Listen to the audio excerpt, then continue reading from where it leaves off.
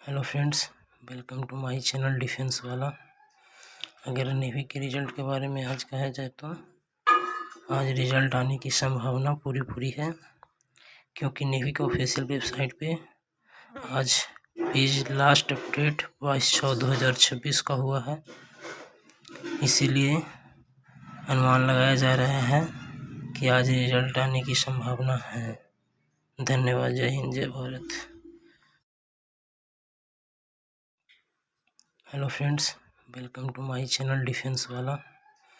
अगर नेवी के रिजल्ट के बारे में आज कहा जाए तो आज रिजल्ट आने की संभावना पूरी है, क्योंकि नेवी के ऑफिशियल वेबसाइट पे आज पेज लास्ट अपडेट 22/6/2026 का हुआ है।